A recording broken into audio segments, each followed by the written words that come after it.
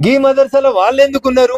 వేల కిలోమీటర్లు ట్రావెల్ చేసి వచ్చి గీడ మదర్సాలు ఉండాల్సిన అవసరం తల్లిదండ్రులు ఉండగా పిల్లలకి ఏమొచ్చిందని ఎంక్వైరీ చేసి చూస్తే ఆశ్చర్యకరమైన విషయం ఏంటంటే ఆ మదర్సాలో టీచర్లు అందరూ కూడా మాది కిషన్ గంజ్ బీహార్ అనే చెప్తున్నారు. సో నేను పోలీసుని కాదు కాబట్టి నేను పోయి నీ ఐడెంటిటీ కార్డు ఏంది, నీ ఆధార్ ఏంది అని అడగలేను. కాబట్టి రాష్ట్ర డీజీపీ గారిని వారం రోజుల క్రితం కలిసి నా దృష్టికి వచ్చిన ఈ విషయాలన్నీ వారికి చెప్పి అసలు మదర్సాల్లో ఏం జరుగుతుంది, ఎవరన్నా తెలంగాణలో ఉన్న గరీబ్ పిల్లలు చదువుకోవడానికి బడికి పోవడానికి అవకాశం లేకపోతే మదర్సాలో పెట్టి చదువు చెప్తున్నారేమో అని అనుకునేటోళ్ళం.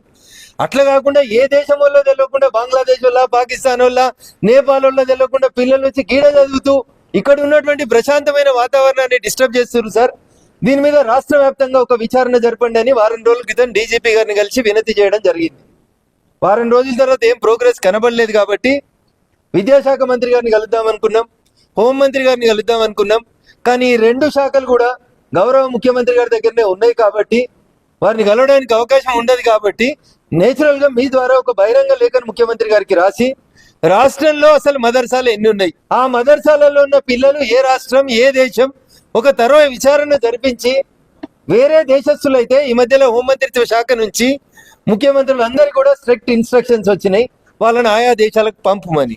మేము అదే అడుగుతా ఉన్నాం. మదర్సాలకు అనుమతులు ఎవరు ఇస్తుండ్రు, మదర్సాలలో అసలు ఏం జరుగుతుంది, చదివితే ఏం సర్టిఫికేట్ ఇస్తున్నారు, చదివిన తర్వాత ఆ పిల్లోడు పోయి ఎక్కడ పని చేస్తున్నాడు, ఏమైనా మానిటర్ ఉండాలి కదన్న.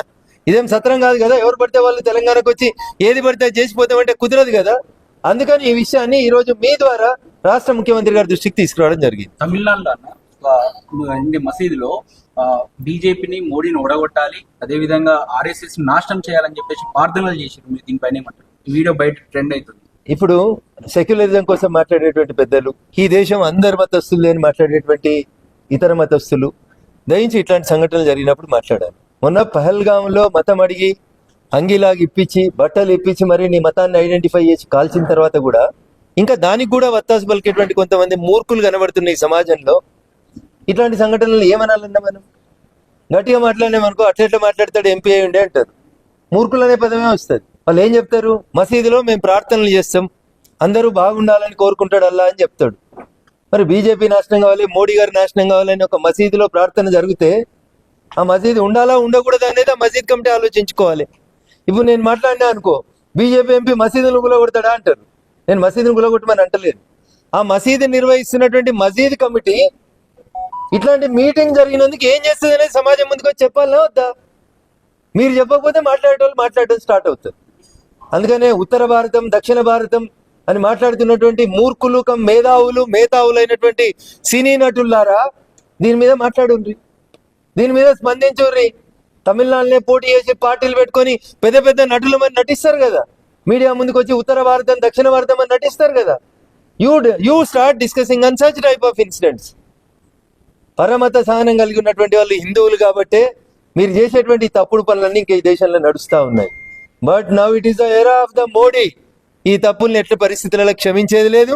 ఈ గడ్డ మీద పుట్టినోడు ఈ గడ్డ కోసమే బతకాలనేది మా నినాదం. అట్లే ఉండాలంటే ఉండరు, ఇష్టం లేకపోతే వెళ్ళిపోరు. సిద్దిరామయ్య గారి వ్యాఖ్యల్ని బీజేపీ తప్పుగా చిత్రీకరించే ప్రయత్నం చేస్తా ఉంది. అక్కడ ఎటువంటి పాకిస్తాన్ గురించి మద్దతుగా మాట్లాడలేదు, కానీ బీజేపీ కావాలని ఇలా టూల్ వర్షన్ తీసుకొస్తుందని చెప్పి నా దయించి ఒక విజ్ఞప్తి. నేను వ్యక్తుల గురించి మాట్లాడడానికి ఇక్కడ రాలేదు.